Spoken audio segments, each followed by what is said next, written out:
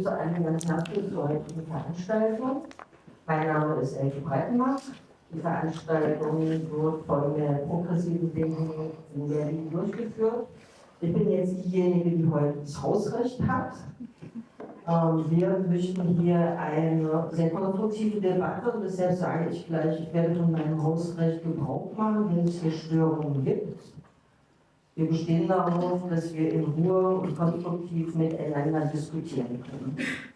Ich möchte mich ganz besonders bei Hamza und Shay bedanken, dass ihr hierher gekommen seid, weil wir wissen, dass es nicht selbstverständlich ist, dass ihr hier in diese Räume kommt und dass ihr mit uns diese Veranstaltung macht. Dafür nochmal ein herzliches Dankeschön.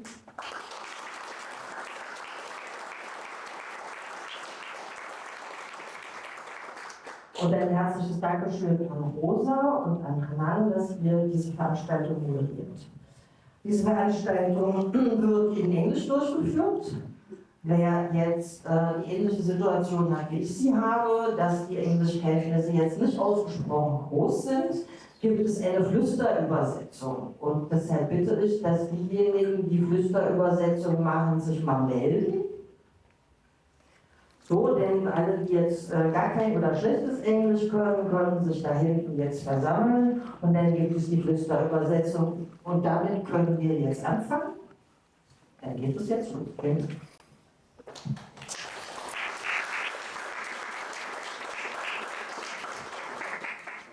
Yeah, hello to everyone.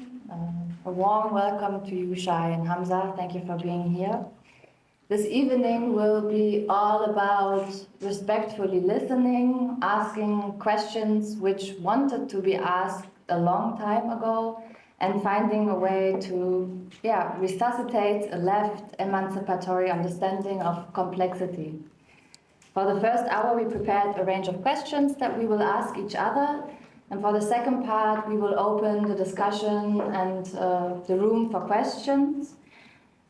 We strongly encourage you to participate, and as mentioned before, if you struggle to ask your questions in English, we can also provide the translation for it.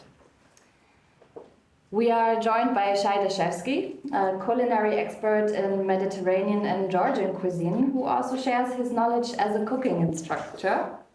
Shay grew up in Tel Aviv, in Israel, where he lived until 2007, and he was very actively involved with leftist political groups. After October 7, his life, as for many others, changed. As he puts it, I didn't leave the left left me. Since then, he has been visiting universities in Berlin and Potsdam with the project I'm from Israel, Ask Me Anything, aiming to foster dialogue and mutual understanding. Through this initiative and his involvement in Voices from Israel and Gaza, he is committed to countering extremism by creating spaces for an honest and open dialogue. Rosa Jellinek, some of you might know Rosa from her social media content Beauty Makeup, a very accessible format to learn new things about Jewish life. She's also a political educator, working both offline and online on topics such as Jewish diversity, queerness, anti-Semitism, as well as internet activism and hate speech. Currently, she's a content creator with the Jewish Museum Berlin, Jüdisches Museum Berlin. Hi. Hi. Can you, is it on? You have to put okay. Thank you, Hanan. Hanan Liguori was raised partly within a Muslim Palestinian household and brings a perspective shaped by diasporic identity amid a long-standing political conflict. With her background in cultural history and a lifelong commitment to social work, Hanan critically engages with the complexities of disability, racism, and intra-Muslim issues. Since October 7, her work is focused on unpacking oversimplified political narratives, often intertwined with anti-Semitic worldviews within leftist and queer spaces. Thank you for being here. And Hamza Howidy is a peace advocate and community leader committed to dialogue, coexistence, and social progress. Hamza has been actively involved in efforts to counter extremism, including taking a stance against Hamas during past conflicts in Gaza. Through his work, Hamza continues to promote empathy, understanding, and constructive solutions in regions affected by division and violence. Thank you for being here. Thank you.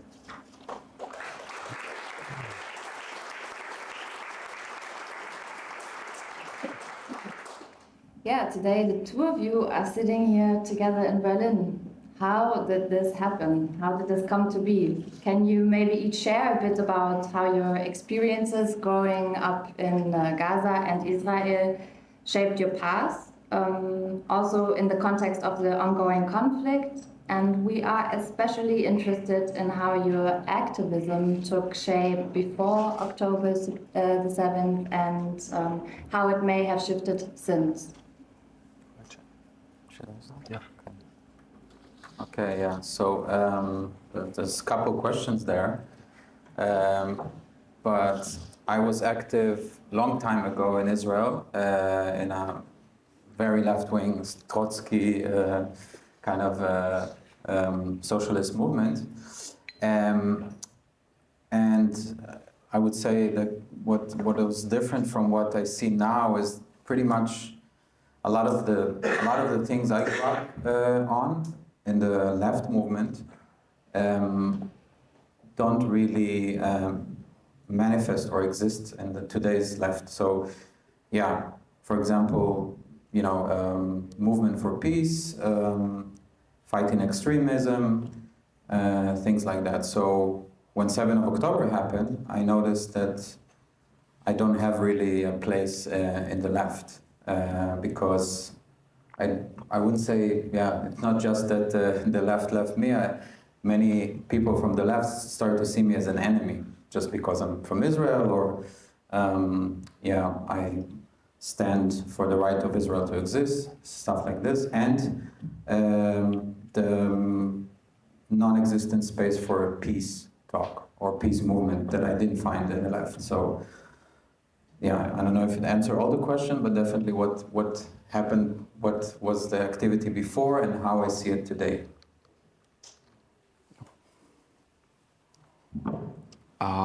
For me, I started also before October when I was in Gaza, but mostly it was just a local activism, joining a movement, We Want to Live movement, which was an anti-Hamas movement and a movement calling for better economical situation in Gaza, elections, stuff like that, in a way or another to find an alternative to Hamas. We started in 2019 and we continued until 2023, until June actually. In 2023, that was the last protest I joined. They continued actually. And yeah, I left Gaza with the intention to not have any opinion or not to hear about Palestine or Israel. But yeah, October the 7th happened, and with all the stuff that came after, I realized that I should be active again in a way or another because maybe of the complexities and the oversimplification that I saw happening online and the reaction actually to what happened from the beginning till now. And for one last reason, maybe it's a bit personal for me, because I realized that it's not easy for the majority of moderates in Gaza to say their opinions publicly, whether talking about Hamas or the war or Israel or anything. So I suffered, I would say, from this thing before, and I wish that someone might do it from the West to be avoid. It doesn't matter to be a Palestinian or whatever, but at least to do this mission. I wouldn't say that there isn't. There is some, but it's not enough, I would say. So that was the reason for me to be active again, and I shifted because before I left Gaza, all my activism was in Arabic for the Arab audience, the local audience.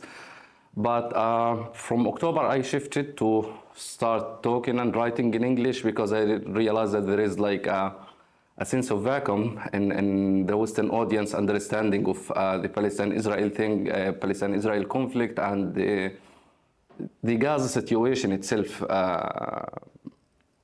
and what came after the war. Yeah, that's pretty me.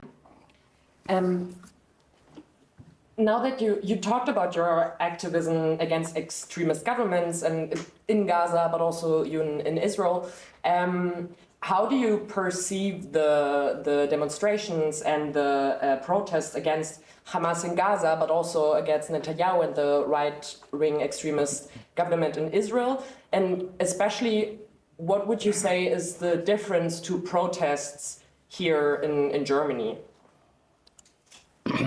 I mean, yeah, it's a big question actually, because I won't go to generalization to give an opinion about every protest that happens here, or even to the West in general. But yeah, there is good things happening in these protests, but there is also bad stuff happening. And I could have seen actually the difference from the last protest in Gaza alone could have shown the difference between how the West thinks about Gaza, the war, Israel, and how the Gazans themselves think of it. On the one hand, I maybe focused with the protests in the US more than in Germany, but I also saw some stuff here in Berlin. First, I would assure that people have the right to free speech, to protest, to call for the end of the war, X and Y and Z. But I saw that this unfortunately went to beyond level, actually. I saw the people in Gaza, and that was actually during the war. I'm not talking about the protests that I participated in. Talking about the protests that happened during a bombardment, during starvation, during horrific circumstances. People protesting and saying that Hamas is a terrorist regime, we want Hamas out, we want this war to stop, and we want to rebuild our city. That happened in Gaza. On the other hand, I saw some protests, let's say, in Berlin doing exactly the opposite, literally the opposite. I saw the people in Gaza saying Hamas is a terrorist regime. Some protests here were saying, glorifying Sinwar, some chanting for the resistance, or Qassam. The same people who are oppressing the Palestinians right now and who started this war. I mean, it's not a secret that they did that. So yeah, I saw this difference, and I couldn't actually understand if there is one or more reasons behind what's happening. Because I don't think that the people who did these actions or participated in these protests couldn't notice what's happening in Gaza, couldn't notice the anti-Hamas protest in Gaza and what the people are calling for. Because it was massive and it was online, it was available for whoever wants to see it. This is one thing. On the other hand, that was maybe mostly from some parts of the left, let's say. On the other hand, you have parts of the right who,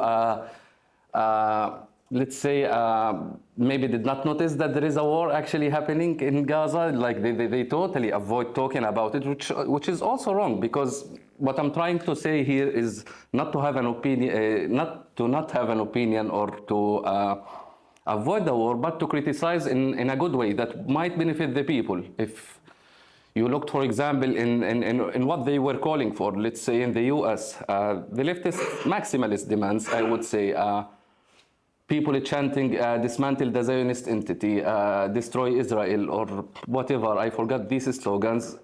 They like misused an opportunity that they could have chanted for something that could be benefit for the Palestinians. I'm not saying go change the team and be pro-Israel. It's up to everyone. But they missed these calls, and until now, from 7th of October until now, there might be thousands, if not tens of thousands, of protests happened in the West. Pro-Palestinian protest. I couldn't see a single pro-Palestinian protest saying that Hamas is a terrorist regime or should be out of Gaza, despite all the horrific things that Hamas did to the Gaza Strip.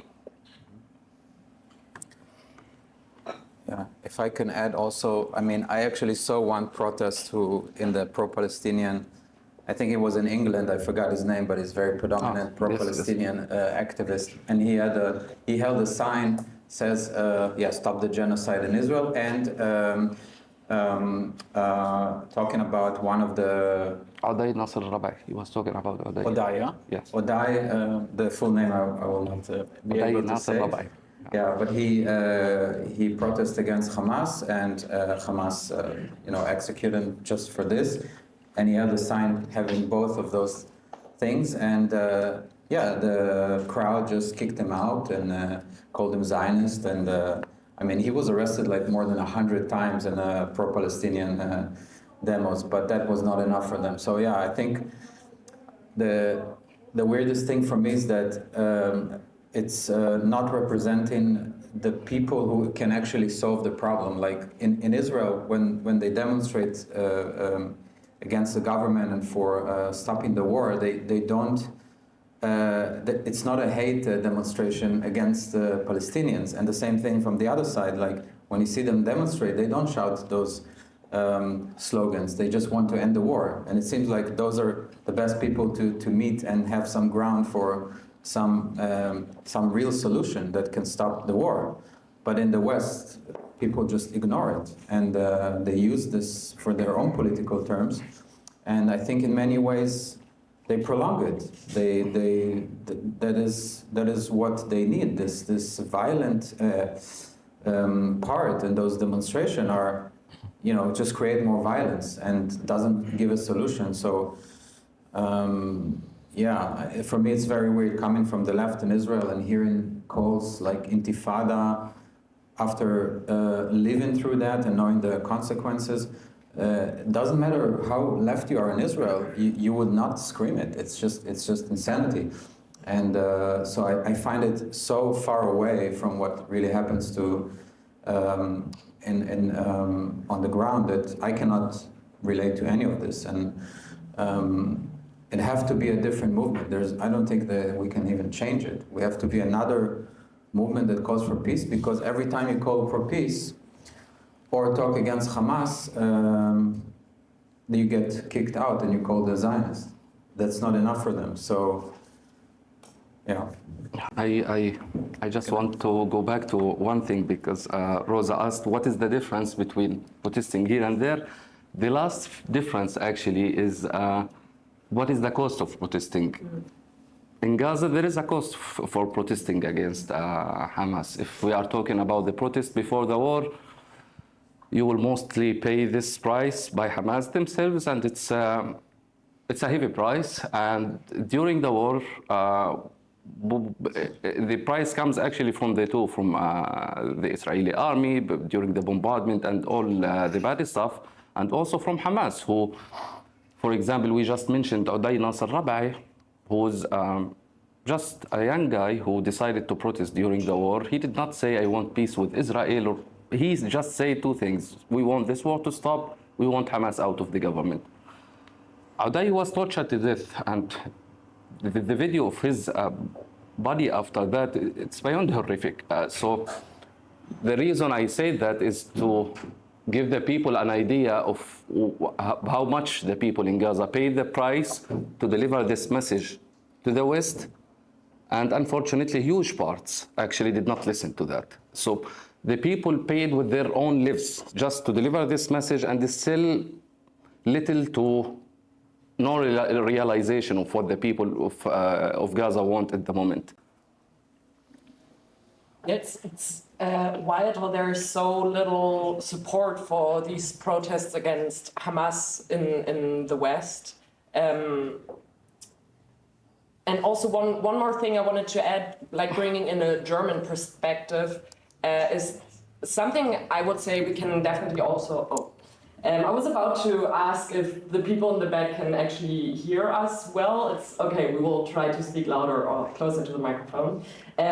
Is that something we can also see in Germany, because we've been talking about the pro-Palestinian protests and how there's a lot of anti-Semitism there in protests here in Germany, but also in the US and in other Western countries.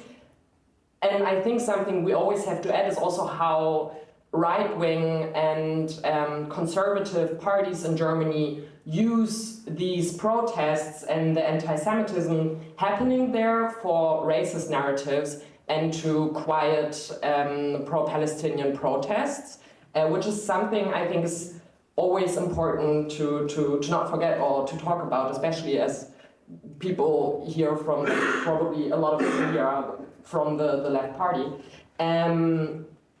Anyways, you have both talked about your analog activism, like within the real, not internet world. But for me, especially as a content creator, of course, social media is also important, and the analog and social media world are not as dividable anymore as they might have been back in the days.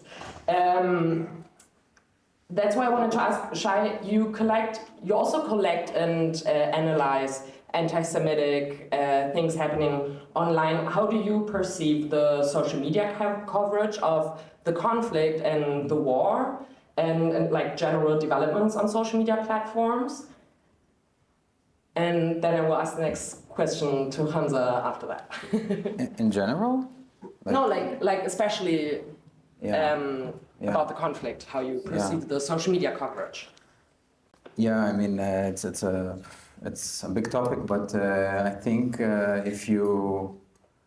think it's all about algorithms today, and I'm pretty sure you all know if you go to the pro-Palestinian side and you go deeper and deeper.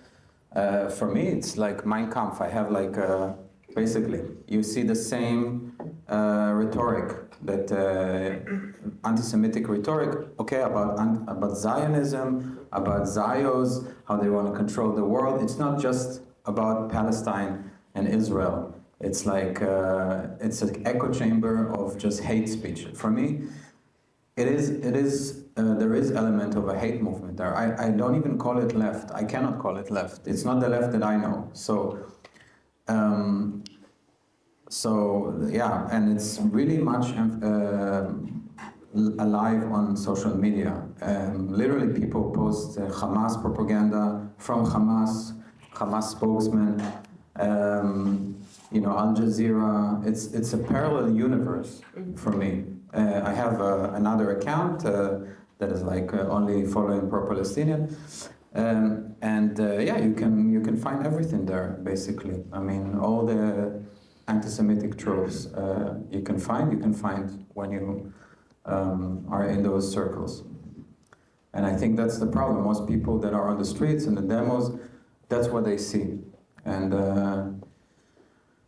just to correct, maybe in the beginning you said that the right wing is using the anti-Semitism and the left, kind of blaming them. Yeah, I think you should not do that, but why the left just not stop doing that? Why you don't why you go with the Iranian flag, for example? Who needs a left like this? Like, I don't need a left that goes with Iran. So I understand that, yeah, of course the right wing, and we can blame the right wing, but you also need to start, and it's like coming from a good place. I want to go back to the left, yeah? Maybe the left threw me away, but I want to go back. But as long as you continue with marching with Islamists, or people who call for death of Jews, or people call for, they celebrate when rockets fall on civilians, and they march with people that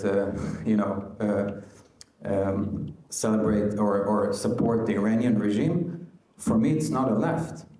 So you have to start also taking responsibility for that. Maybe just to clarify, you don't have to tell me about that. I know. The left have been seeing this for years. What I meant was more how the right is using the conflict itself, not only anti-Semitism, of course, but the conflict itself to reinforce racist narratives and to excuse police brutality against protests and so on. That's more what I meant than only the anti-Semitism, because obviously the left shouldn't be anti-Semitic. I know. But there's another solution, just don't be anti-Semitic. Yeah, of course, obviously. So easy. Hamza, of course, media is not only social media, but also media and news outlets.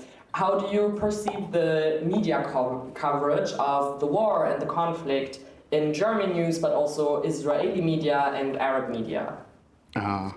And maybe just to add to that, so that I don't talk as much, a question to both of you. What would you say how we can stay informed, and which sources are reliable in your opinion? I would just go back for a moment about the right and the left because yes, I love actually to criticize the left a lot, but I have to admit that at least in the parts of the left, they mentioned that there is a war. Some of them can protest, have reasonable demands to what's happening. Unlike, unfortunately, the right, as I said, who have no mention at all. Some actually criminalize the watermelon symbol. So it became a symbol of, to some people, it became a symbol of terrorism. And this is for me, is a pure stupidity. I can't find a polite word for that. This is one thing. And about the pro-Palestine movement, I mean, because maybe there is a slight difference between me and Shay here, because I understand that Shay has no hope because of what he said during the past 20 months or more. But I would say that my main focus is to redefine what means to be a pro-Palestinian for those people, because I would say that they have a clear misunderstanding of that, and they confused being pro-Hamas to pro-Palestinian, which is a way of dehumanizing the Palestinians. This is one thing. And yeah, about the media in Germany, in Israel, it's actually a lot of questions. Let's start with Germany, because in Germany, unfortunately, I'm not happy at all of the coverage of the war, because the same fight between the right and the left went to the media. You have a huge parts of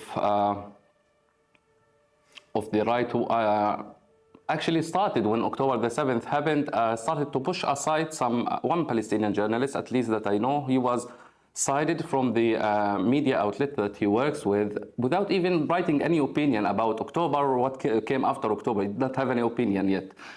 But for them, they tried to be cautious that he might write or say something wrong. So for sure, I heavily criticize that. And in some other medias, I would say they don't have an opinion. They don't have a real coverage, to be honest, because I see them copy and paste from whether the IDF said or Al Jazeera said. That's it. There is no real reporting or journalism work happening in Germany.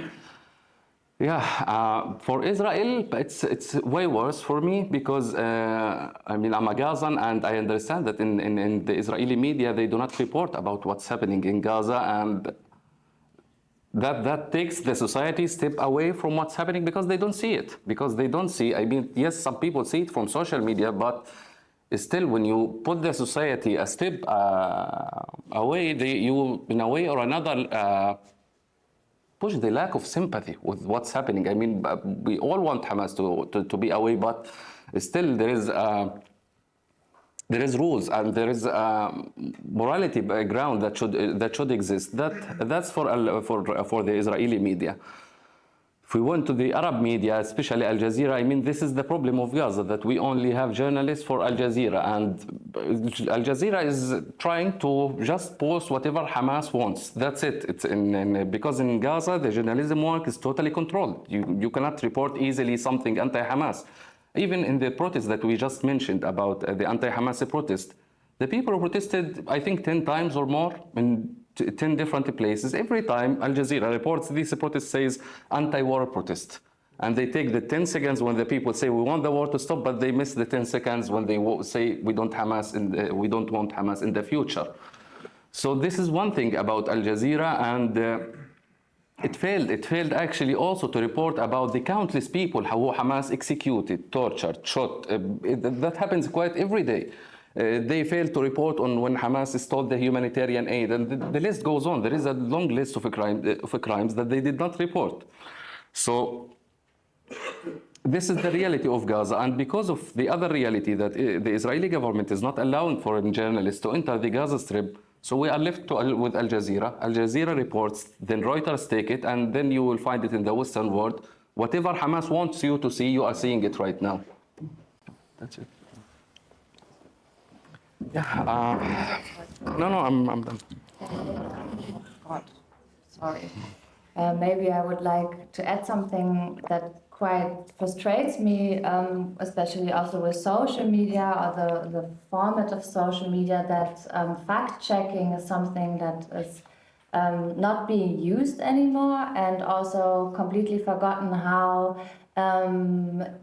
Islamofascist regimes like Iran have strategies and how they created strategies over the past 20, 30 years to really create a new kind of way of pursuing this Islamist ideas and infiltrating Western news. And I'm very frustrated about how you open Instagram and you check something and then you're like, oh yeah, okay, that has been posted by, I don't know, Al Jazeera or a friend of mine that I trust, and now I can just repost it without thinking or just remembering that there are some interests behind these kinds of little share pics and information. And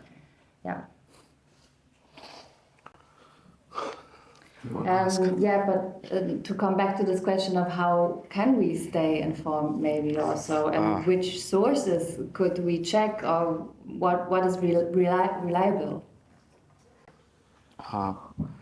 It's a hard question because I myself don't have the answer for that. But for me, I would say how I get the news about Gaza. I mean, mostly I do it from local Telegram channels, people that I somehow trust whatever they report, because as I said in the international media, it's all the sources is coming from Al Jazeera and another channel that I forgot.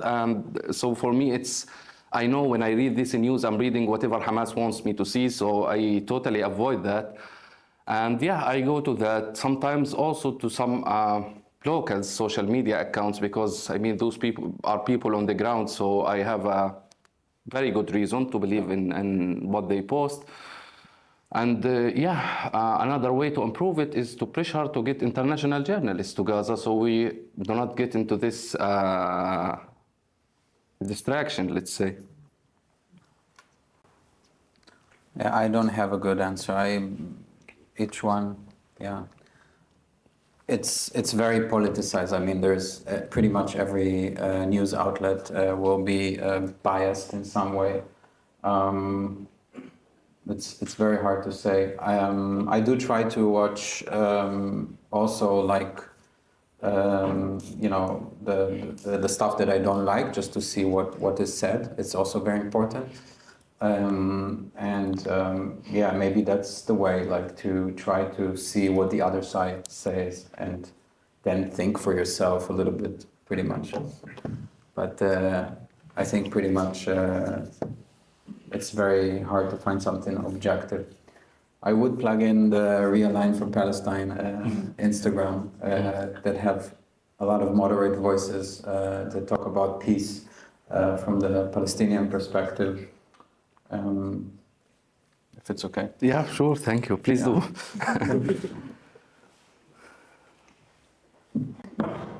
You all know? Yeah, it's you want to. Realign for Palestine. You want to give another? Yeah, I know. I work there. Actually.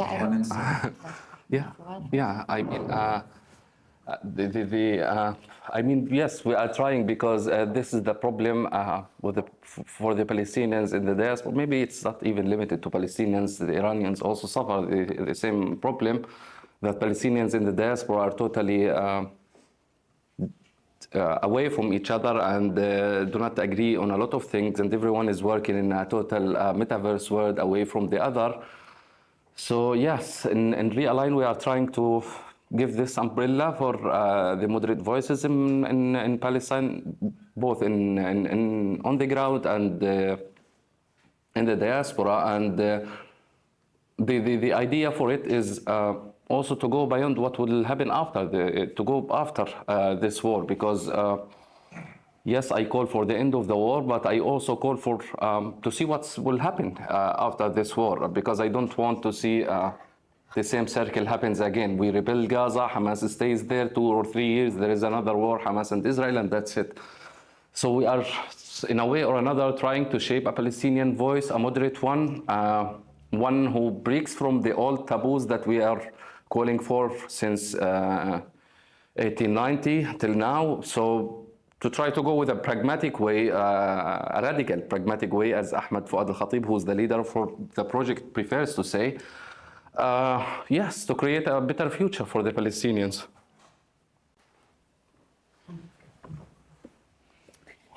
Yeah,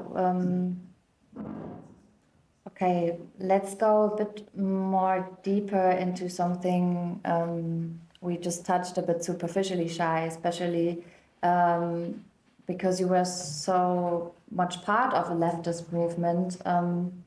What were points where you realized that your views are no longer represented? Because for me, for example, it was a general shift to more authoritarian structures, being excluded, for example, but also a missing distance or a distance from, taking a distance from, Islamist regimes, or also, a very big space to project a lot of hate and anger into this, especially into this conflict, because I barely hear voices about, colonialist movements within the Middle East that are happening every day under our eyes, talking about what's happening to the Druze community right now in Sweden, or the Kurdish people, which is ongoing, but why do I not hear any voices from our left groups about these kind of things happening? And for me, that was part of realizing, okay, First of all, about the Druze, I hear a lot actually about the news. And by the way, Israel is responsible for all the problems there, if you didn't know, according to the news. When Not only there. Not only there, but now everything that happens is Israel. Israel is the reason why the regime is slaughtering the Jews right now, the Druze in Sweden. So but that's maybe why I think I had already problems before 7th of October with the left, or the left had problem with me, but I was still there.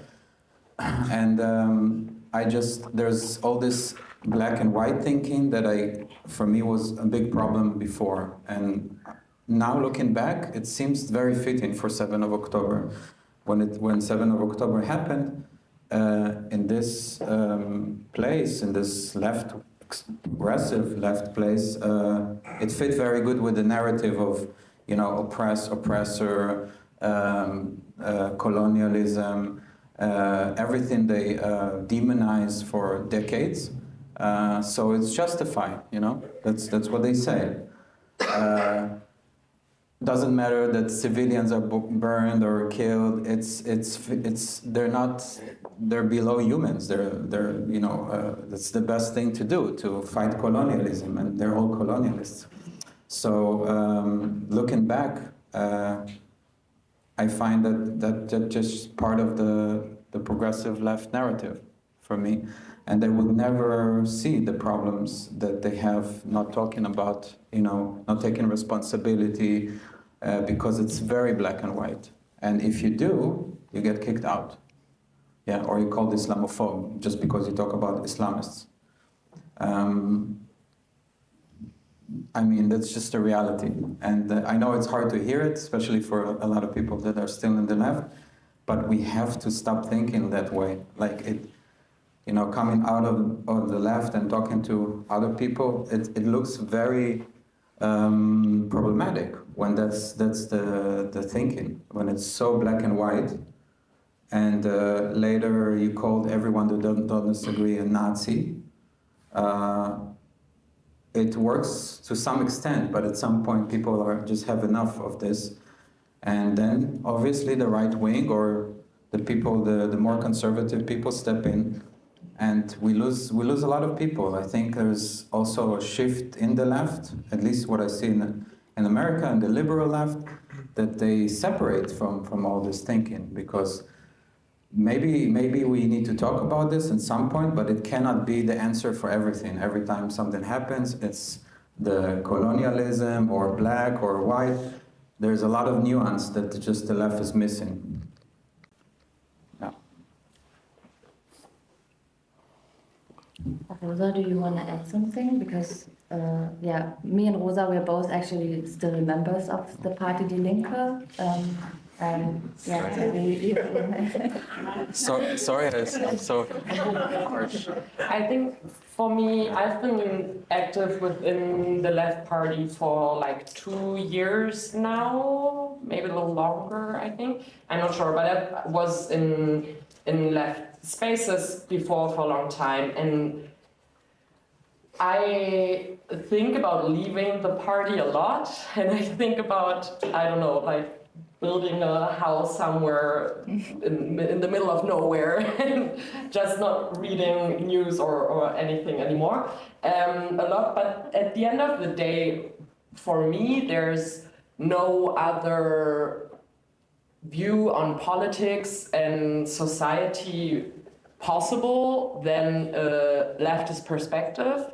And I don't want my leftist activism to be defined what other people who perceive themselves as leftist, and I don't want them to define my political views, which is why I still see myself as part of the left, and I think there's still ways of changing narratives within the left, which is also why I'm very happy that we do an event like this today. And I think sometimes it's really hard and there's a lot of conflict, and then sometimes you are also surprised that there's still people that, well, for example, are able to criticize Netanyahu and also don't be anti-Semites. Like it's actually pretty easy, but anyways. Yeah, so I think for me, I haven't left the leftist movement yet, and I think there's still room or hope to change the narratives and don't let it all be taken over by extremists and We got you, yeah. Authoritarian. Groups.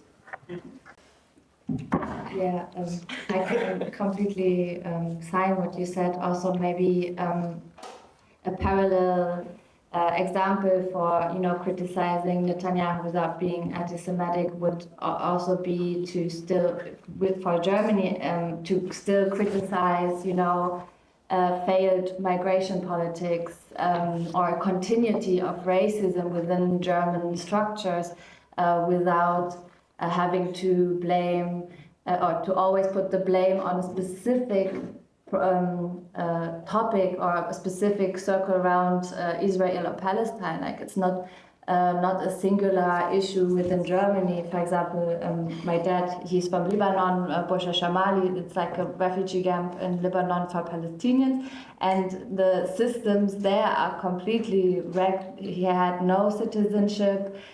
He had no access to economical status or whatsoever, and this is something a lot of people are maybe not aware of or decide to leave that outside of the narratives, of the discussions, and it's extremely frustrating also because of course this has an impact on the people who live here in Germany. Like my family are extremely frustrated with German politics, with the fact that they didn't have access to work right away, that it took so long, and being kept in this, like parallel universe is extremely frustrating. I think a lot of it is now loading or, flushing into this as a motivation for the protest.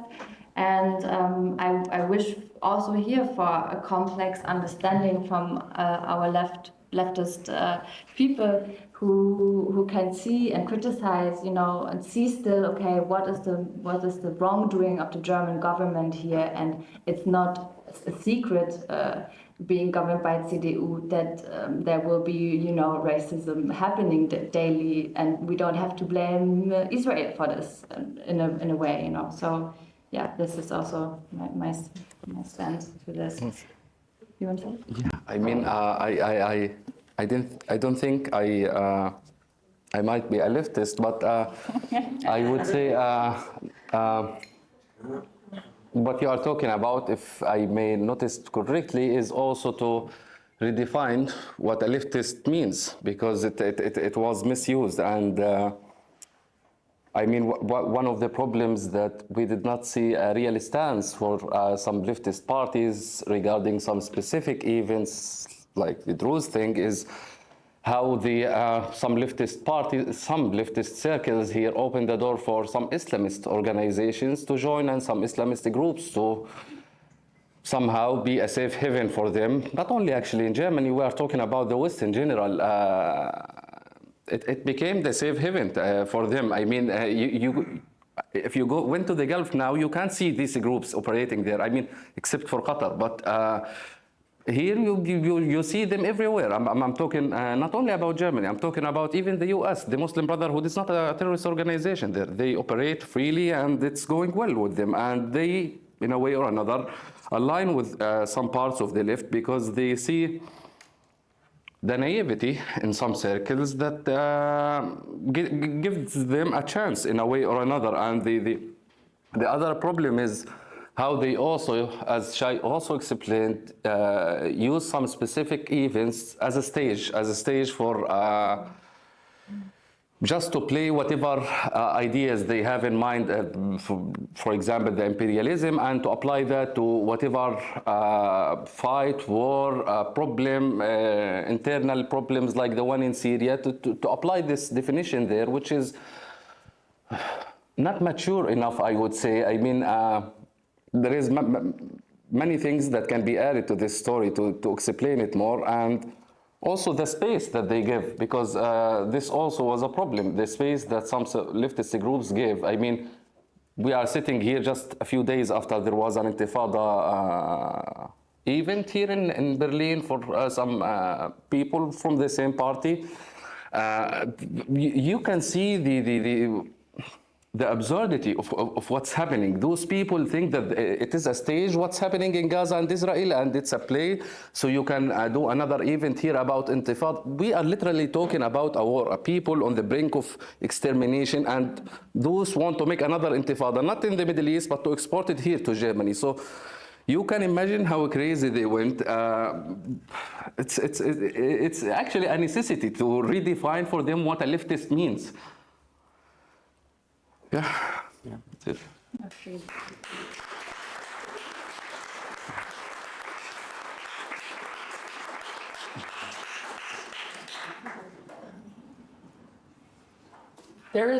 There was a lot of what we talked about sounds kind of depressing, to be honest. And so, looking at the clock, and that we still want to have time for all of your questions and for you to be part of this discussion, I want to ask both of you, but also Hanan, what do you think, how we can work towards new and more complex narratives, but also if there is, and what that is that gives you hope for the left? If there is something. Leftists to speak, not me. Maybe Shay, you want to start? What was the question? How we can work towards more complex narratives, and if there is something that gives you hope for that to happen.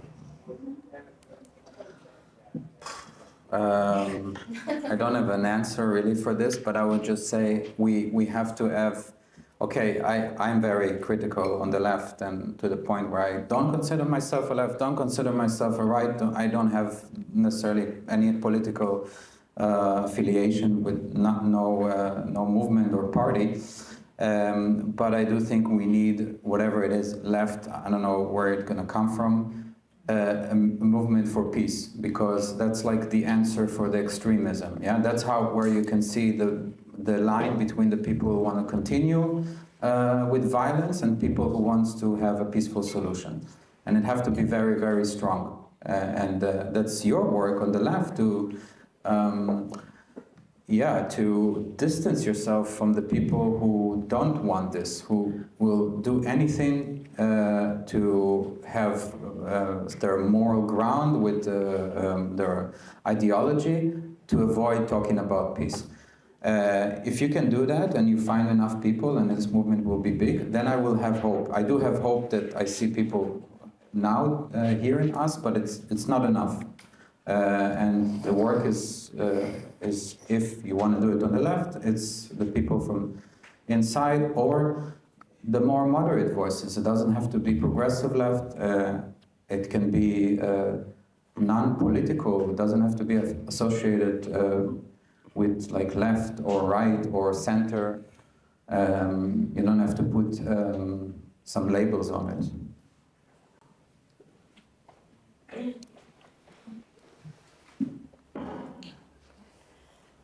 I would say room for debate is heavily needed in a way where we can meet and talk and, you know, find basic interests like end the war, you know, and the cruelty, where we can actually think about solutions. And I think there are good solutions also and good ideas for what can happen after. And there are very good organizations on the ground within Israel or within America or within We Align for Palestine. Like there are very, very strong opinions and very, very progressive opinions also that we have to, you know, take in and amplify. And yeah, every one of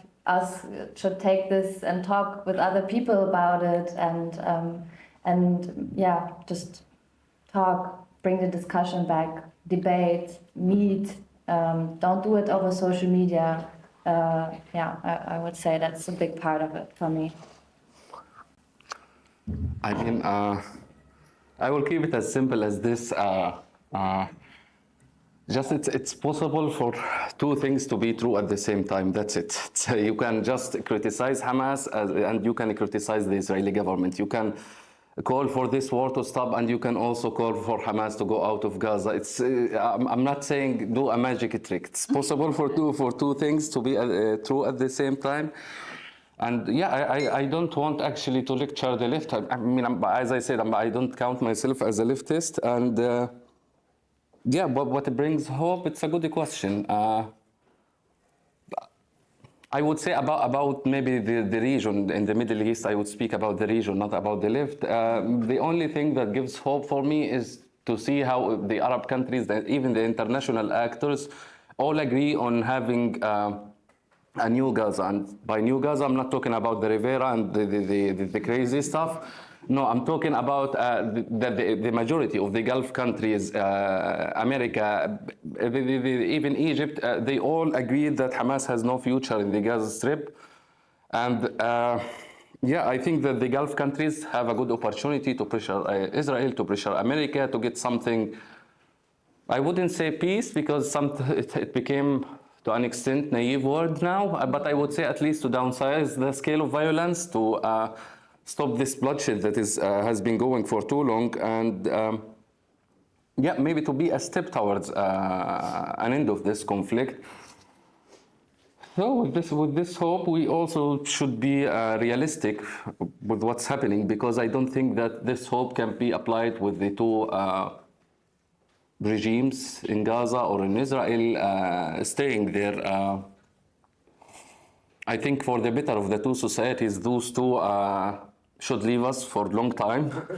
And yes, because it's, even thinking of it, I sometimes put myself in the shoes of an Israeli guy.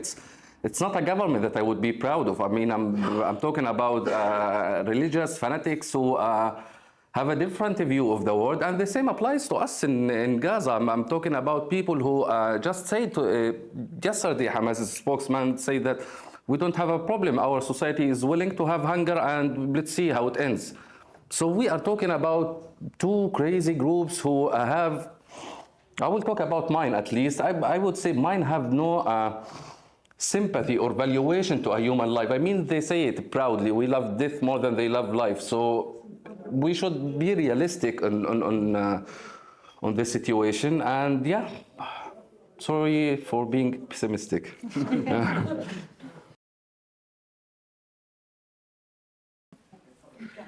Hi. So I'm also a peace activist from Israel. I'm old enough to remember when peace was not, when peace was still allowed to be said.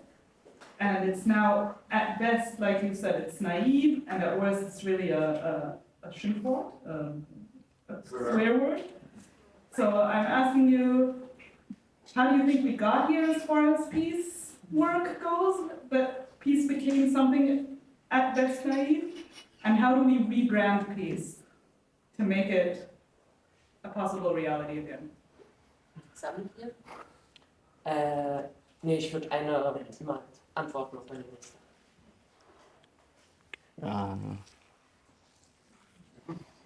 I mean, it's a very big question, to be honest. Like it alone needs an hour to answer. But for me, in my opinion, I would say that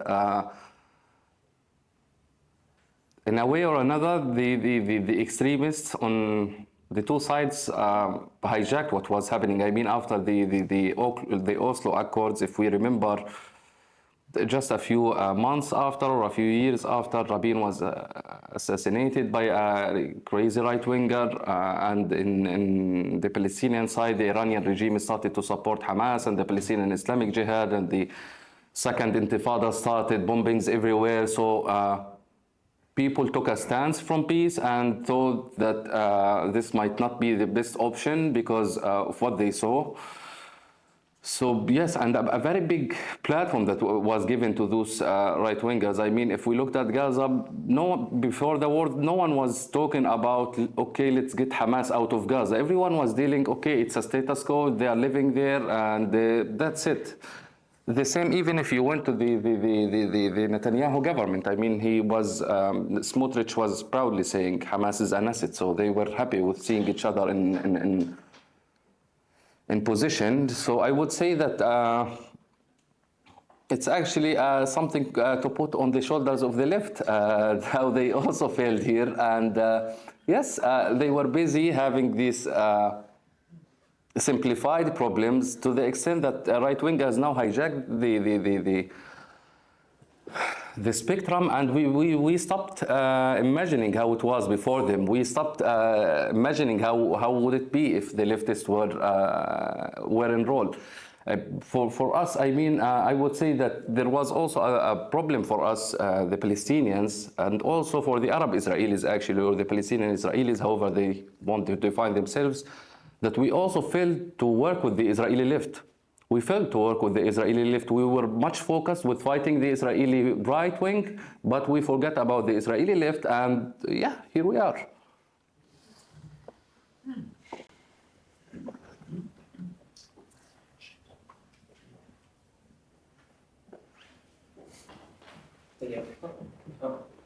Sorry.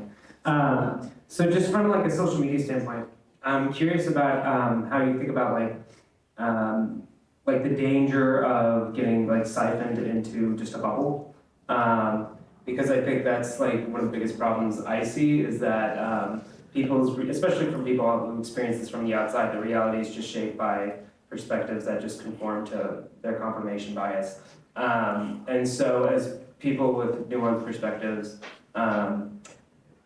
is there like a certain strategy or a certain like approach you have to trying to break those bubbles and like you said, offer a new perspective of like what it can mean to be left and have a position on this issue. So yeah.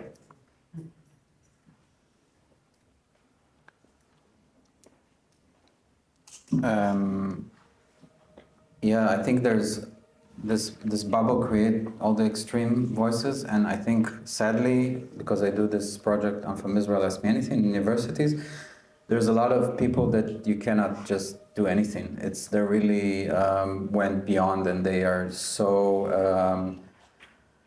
I don't know how to even say it, they so much into hate that I don't think we can change much. But there's a lot of naive people that go with those people, and if we don't give alternative, they will continue listen to those voices, continue to think that Intifada is cool, and let's do event about globalizing Intifada. We have to just tackle it as much as possible. If that's what they hear all the time, I think it's if you have people that you know and you're surrounded, the best thing is just to debate and to do it from a good place, and to hopefully de-radicalize, because if it continues like this, I'm really worried about not just Germany, but the West, and especially Germany, because I live here. So yeah, for me it's like the personal connection, and to try everything you can to get people out of this bubble. I will also answer this question. I think there is a huge danger of getting like too deep inside of these bubbles, and I think that for me, for example, I have different accounts, like lurking accounts on Instagram, where I also follow like people I 100% don't agree with, but looking at them sometimes reinforces my own opinions, but also brightens my horizon and shows me, okay, what else is out there, and makes me reflect on my own opinions and what I think, not only about this conflict, but also other political things. And I think that's very important, to try and leave your own bubble here and there, to, how do you say hinterfragen in English? Question. Wow. I thought maybe there was a word for like hinterfragen, not just whatever. To just question yourself and try to reflect on which bubbles you're in.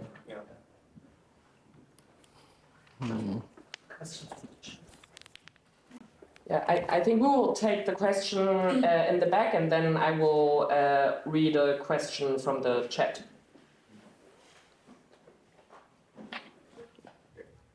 And we were talking a lot about the factions that try to obstruct or destroy any kind of political solution, either be it Hamas or be it legal settlements, military trials. What would you say are the factions right now working on giving a long-term political solution, which is not just about ethnically cleansing one side or another, to give like some positive hope of what kind of factions we can support?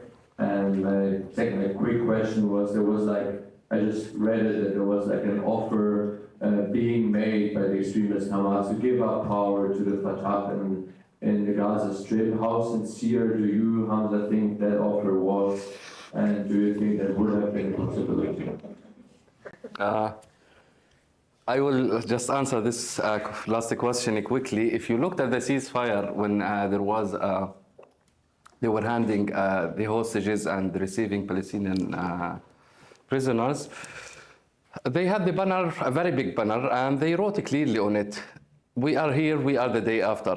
That was not long ago, and I would say that what Hamas says when they say we want to give up, yes, they are willing actually to give up the government, because they want to have the Hezbollah model in Gaza. They want to get rid of the responsibilities of being a government for a society and to still be a militia above the state in Gaza. So that's what they are trying to say. If they are willing to say that, the first step towards that is to say, okay, we are willing to hand over the hostages and our guns and let the new government comes. But once you mention the guns for them, they will say, no, we can never hand over our guns.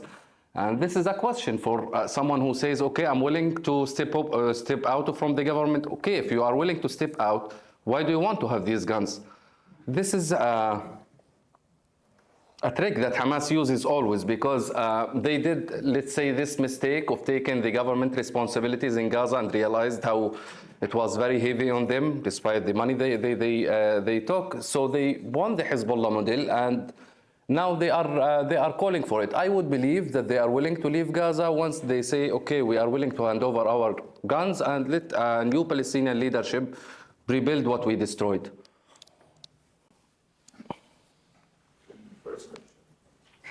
I forgot. It was a positive question about who you think, which factions you can support in Israel and Palestine right now. I mean, for me in Palestine, I would support whatever moderate group of Palestinians that can offer itself. And when I say that, because some people think of Palestinians as only Hamas and Fatah or Hamas and Palestinian Authority. No, we have way more than that. And I think those people should have a chance, actually. I'm not a big fan of the Palestinian Authority. It deserves a lot of criticism, but I wouldn't compare it to Hamas, I would say.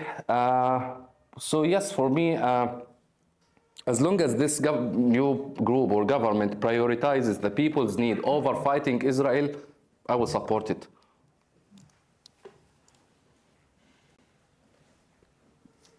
Shay? No, I think not. There's a question from the chat, from the live stream. Someone asked a question from the student group Students for Dialogue, who do similar events at universities, and they sometimes receive backlash. And the question is, how do we foster dialogue when dialogue itself can be polarizing?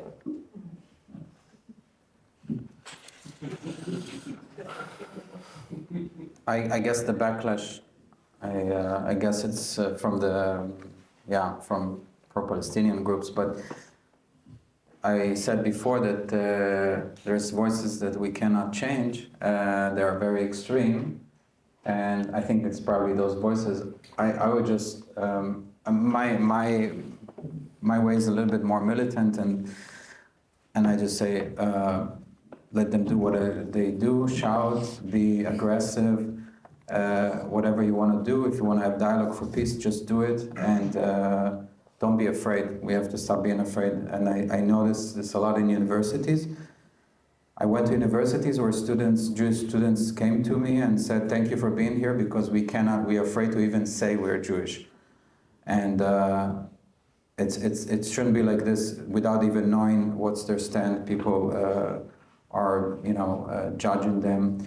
And I had a group that came to me in Potsdam and started to scream and said they approved 7th of October and they want more of this.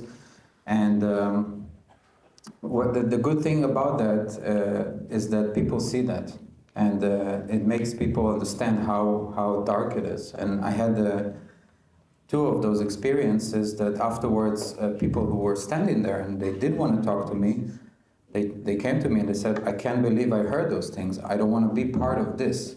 So it doesn't work for them. If they are aggressive, if they are violent, if they are threatening, it's their problem. It's not working. It doesn't convince anyone. And I think we should expose them. We might not change them, but we can expose them. We have to start standing for our values. Nothing is wrong for having a dialogue. And just go through it and do it. And I'm sure it's just a small minority, and most people will want to come to this group and hear a dialogue.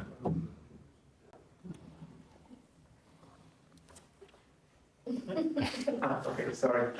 Good evening. First and foremost, I want to thank all four of you for holding this debate, and I think it was has been a very worthwhile debate so far, and has been profoundly enlightening and very worthwhile. And my question goes to Hamza, and so I mean, I think in the German context, what makes you stand out is that you are one of the few publicly known, almost famous, I would say, profoundly moderate Palestinian voices.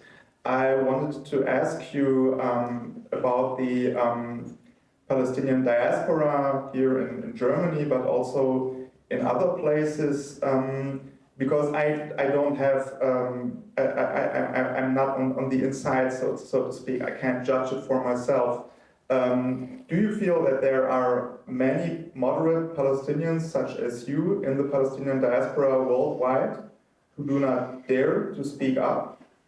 Or what do you think, why are voices such as yours so, well, in a way, solitary? It appears, at least, when it comes to Palestinians speaking about the situation in Gaza, or also about relations of domination within Palestinian society.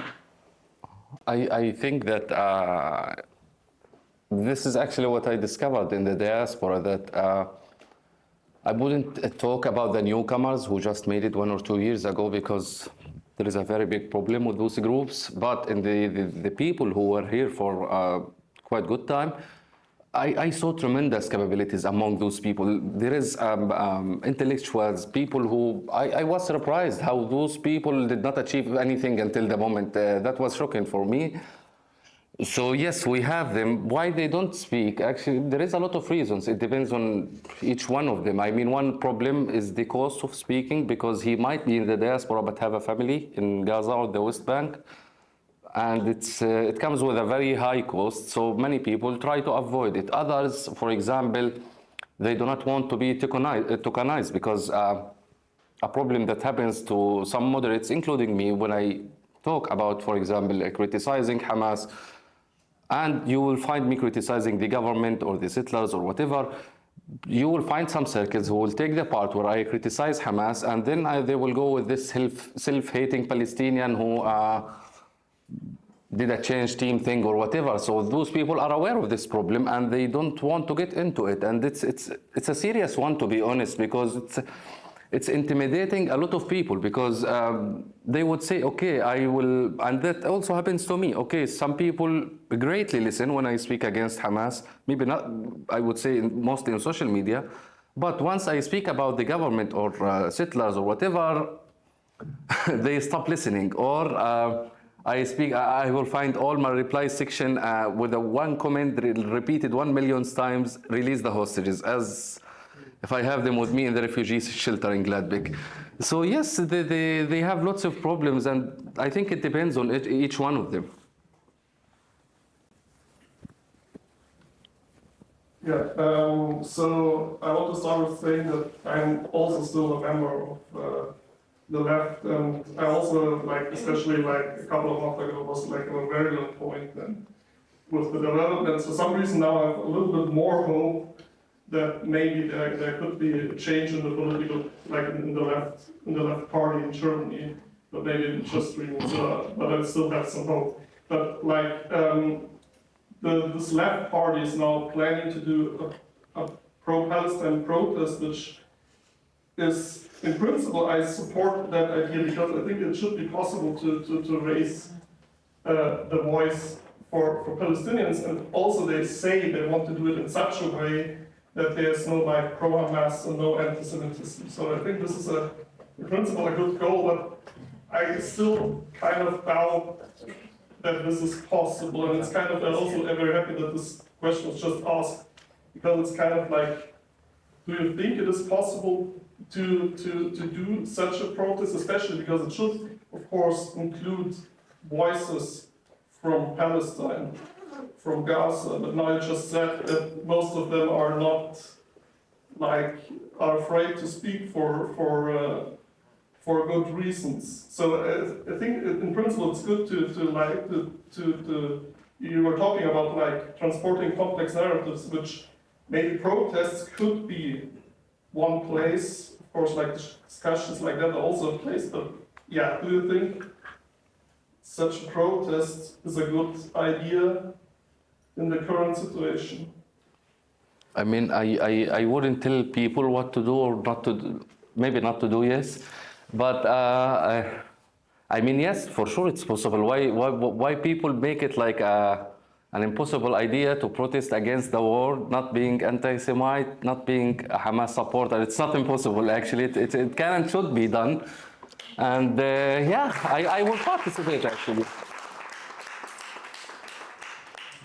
Maybe I can also add to that. I think it's all about the awareness structures and how you organize the demonstration, and if there's enough good-willing people that organize this demonstration, then this should 100% be possible and has to be possible. And I think it's especially the left party is responsible to do a demonstration like that and to do better than other organizations.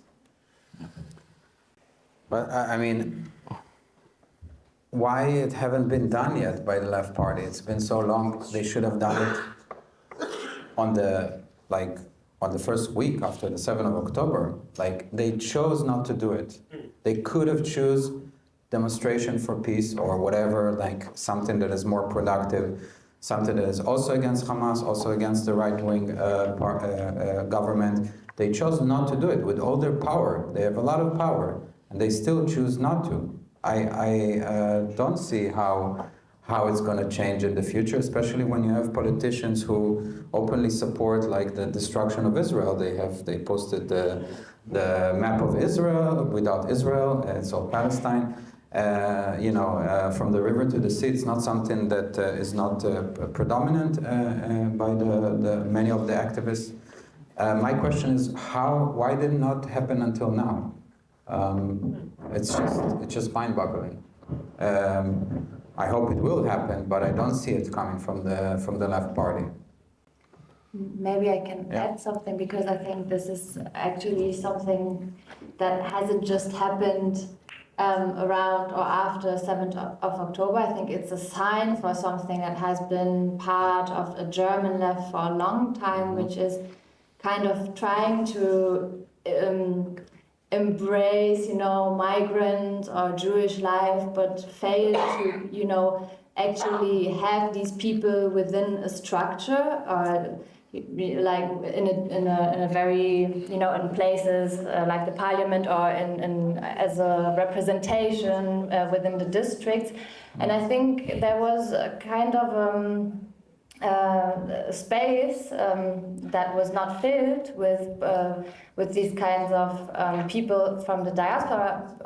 For example, I think around 90% of Jewish population in Germany are are migrants or having a migration background, and share a lot more with, I don't know, my family, for example, than with, for example, German families here. And this is a reality that is being overpainted by the government, like Christian government, who's always upholding, Christian Jewish life, and it's like this kind of instrumentalization is going on since a long time before 7th of October. And I think in order to really find structures where we can work together, we have to, find the structures that have already been working first and foremost, like where we have been working together, yeah.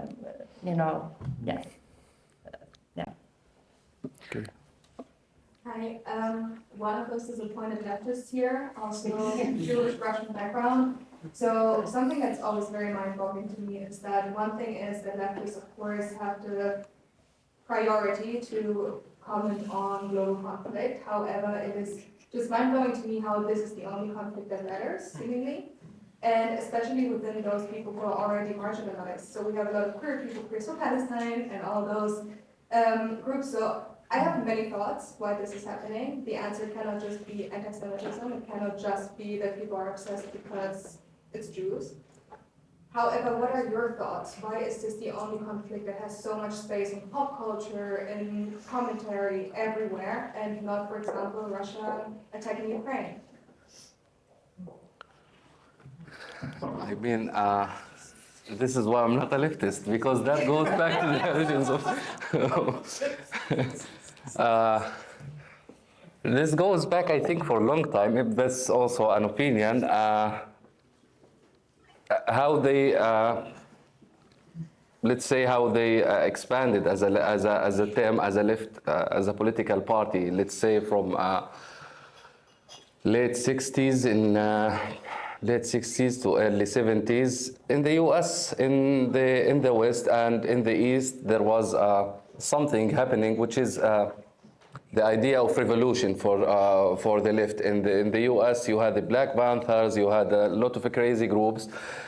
In the Middle East, you had the Islamists who were taking the power, whether we are talking about Egypt with Nasser and other groups, and the same applies here. And I think those people all circled under one idea, which is anti-West, anti-America, anti-capitalism, anti-whatever. And this is the conflict that goes back to this, to be anti-West, anti-America, anti-imperialism, because they see Israel as an imperial part for the West or for America. So this is the conflict that has all the criteria that fit for them. I mean, yeah, that's, I think, might be one of the reasons that they are much focused on this conflict, other than what's happening in Ukraine, in Sudan, in Uganda, and now with the Druze in Syria, and the list goes on. If I can also add another big word, that the left also embraced anti-Zionism way before as a political term. Like, you know, when they look at other conflicts, like the war between Russia and Ukraine, they don't have, it's not like they have a movement that says, oh, Russia should not exist, or when happens something in Yemen or in Nigeria or Sudan, there's not a political movement that says, okay, then this country is the cause of all the problems, they should not exist, it's colonialism, it's just a war. And yeah, they don't care so much, they don't... No, I just wanted to emphasize when they see it this way, the idea is not only colonialism or occupation, let's say, because yes, there is an occupation in the West Bank, but if you looked at other Arab countries, for example, you had Iranian occupation in Syria, you had it in Lebanon, you had it in Yemen, you had it in Iraq, you had it like way too much, it expanded, but there was, I think, little to no mention because it was not also linked to America or to the capitalist project. So for them, this occupation was nice, but the other occupation, because America is involved, is too bad. And they took it from the idea of revolution that started from the 60s to transform this revolution to freeing the people who are under occupation, talking about the West Bank. Yeah. I also, so I think going back to the anti-Zionism as a political term, I think that they see it, for me, it's way before even Israel established, this sentiment from the left, actually, not just from the right, is that anti-Zionism, like Zionism, it's something terrible, dirty. Zionists are terrible people, and we should fight them, and this ideology. And they also meet with really right-wing people on the same point, and they have no problem when they do that on this point, being aligned with extreme right-wing. At this point, they don't care. It's the only conflict where any time there's something like that, they go to a place where, as I said, this is like something that we need to talk about decolonialization and delete Israel. And it sounds very moral to them. They think they're the most moral people. And when you ask them, and sometimes how would it look? Yeah, if you take all the Zionists, they think it's like, I don't know, 2% of the Jews in Israel, but it's like 90+%. What do you do with them? And they need to really start thinking, like you send them with trains or you exterminate, like you need to do something with them. Yeah, there's millions of Zionists, what can you do? And they just don't think about it too much. It's this ideology that are just, it just makes Israel always the bad person and I think that's a big difference between this and and it shows the double standard. There's total double standard. Pretty much any conflict, like what happens in Nigeria or Sudan, where 150,000 people dead, they don't have any demonstration. They probably don't know even how the flag look like. So, I mean, it's for me, it's also the double standard that shows that they're really, for me, it's pure anti-Semitism and totally double standard. Good. Ja, als erstes vielen Dank euch. Ja. Ich habe zwei Fragen. Kannst du das Mikro gerade hin? Ich gucke euch gerade an, aber ich stelle euch trotzdem zwei Fragen. Und zwar an Hanan und Rosa. Ihr habt neben einigen anderen im Saal heute mehrfach gesagt, ihr seid noch Mitglied der Linken. Vielleicht eine Frage, die den Finger in die Wunde legt. Wie lange? Good question. Und die zweite Frage an alle vier. Wie sind eure Methoden, um mentally safe zu bleiben? Should I translate to English? Yes, please. Well, the first question, it was for Rosa and Hanan. They're now part of the Linke party, and the question is for how long? If I can also add a small thing, what will make you leave the party? If not, whatever happened until now. And the second question? The second, how you stay sane? Okay. What are your methods? That's for all of us, except me, maybe. I don't know. I think it's actually a question I can't really answer. I think I will stay part of the party for as long as I feel like I can still be part of a change within the party and actually influence the discourse.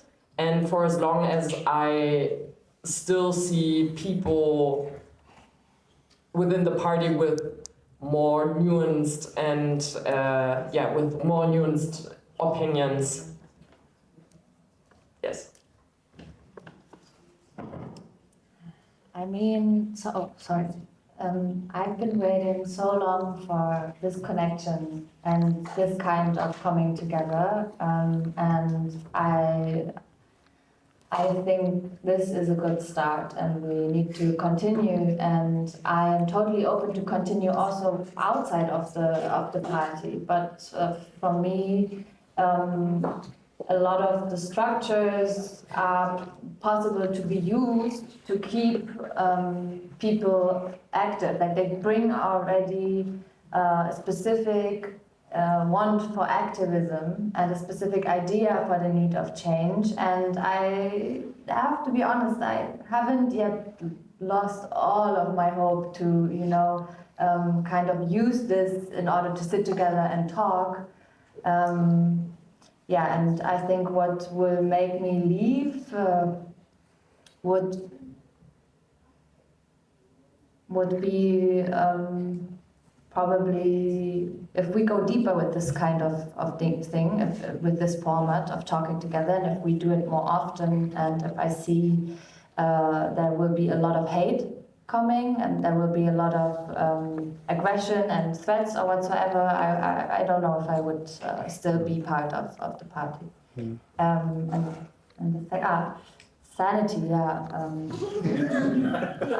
this is actually something interesting because for people who are kind of connected to this conflict within the diaspora or there, the question of how are you has become very complicated to answer, and there's not really an answer anymore. But this is healing, being in contact with people who have the amount of complexity that is needed to understand and still have distances, you know, differences. There are a lot of differences between us, like, and that's okay. Yeah, this is healing. I think I would say it's not easy to be sane during that. Maybe for me because of this personal attachment that I have to every day call the people that I know there, what's happening, who survived, who did not. It's annoying, but yeah, I mean, for me, I keep myself as much as I can busy working to avoid thinking too much about it, because at the end of the day, I realize that what I can do or change, I can do it here. I can't have that impact outside or between Palestine and Israel. And yeah, I mean, it depends on the circles that I surround myself with. And yeah, I think maybe those are the two things that I'm trying to do, which are not working. And smoking. I'm sure.